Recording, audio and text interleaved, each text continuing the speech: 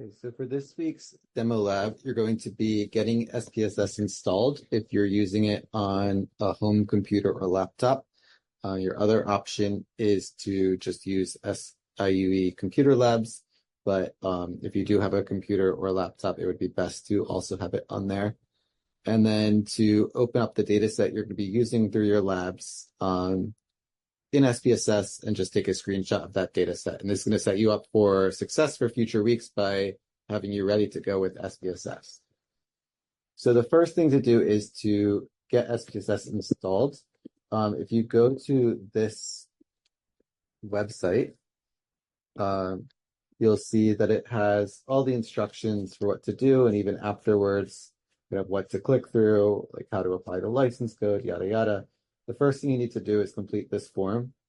I can't complete it, but you can complete it. I've already completed it. And then you'll have some info that pops up after that has some files to download and install. Now, if like me, you're already completed or you X out of it or anything else, you're not going to have those files. And so in that case, you'll go to this second link. It'll just bring you to this again right after you fill out the form, but if you need to access it later, you can go to this link. And you see here, you're choosing whether you're using Windows or Mac. So if you have a Windows, you'll click here and you'll download and run this to install SPSS. If you have a Mac, you'll do this one. But also, if you are using Sonoma or for your Mac operating system, you also have to put this file into a certain folder. There's information on that here. If it's too tricky, you can reach out to ITS and they'll help you with that. But if you don't have Sonoma yet, you don't need that. But otherwise, there's a little patch for making SPSS work in Sonoma. You'll also see, depending on whether you're using Windows or Mac, there's a license code. So, for example, in Mac, here's this license code, and it's this long number and letters. And similarly, there's one for Windows. And so once you install SPSS,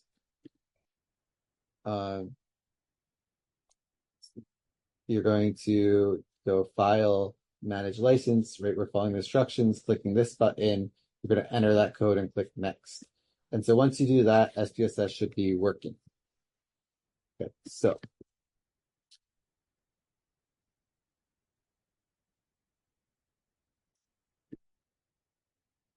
I'm opening up SPSS. And the next step in the demo lab is to open up the GSS 2022 dataset. So this is the General Social Survey, which is a representative survey of U.S. adults done out of Newark at the University of Chicago. And we're going to use this for our demo labs. You're going to be using a different dataset for your independent labs. Okay, so you can see SPSS is open here, but there's nothing here, right? There's no data set open or anything. So I need to download that data set. And so I'm going to go to the textbook website. And I'm going to go to this appendix resources.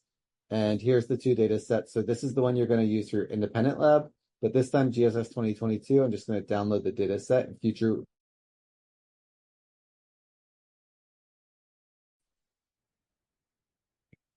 And in SPSS, I'll go File, Open, Data. I'll find that data set wherever I saved it.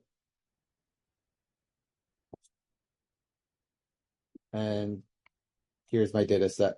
So this is the variable view. You can see each row has a different variable. So for example, here's age, here's information about what age means, the description of it. For example, for degree, this one's going to show you the coding of it.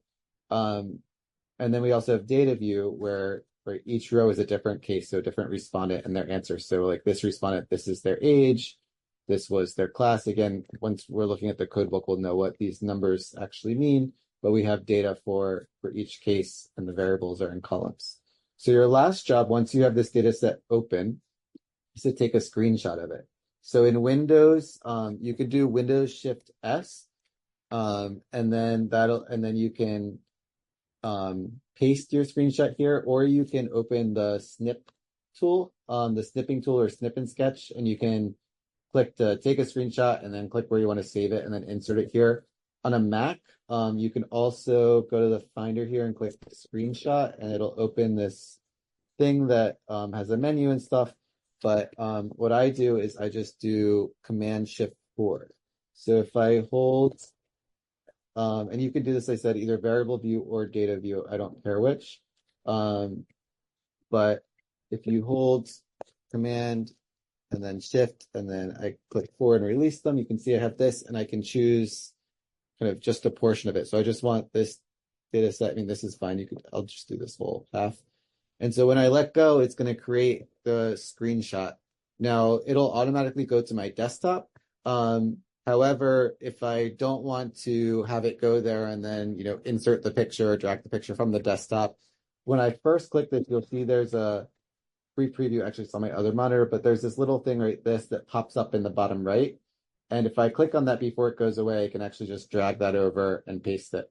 Again, if I don't do that, it'll end up in my desktop, in which case I could go edit, insert picture from file, and find that screenshot and put it in.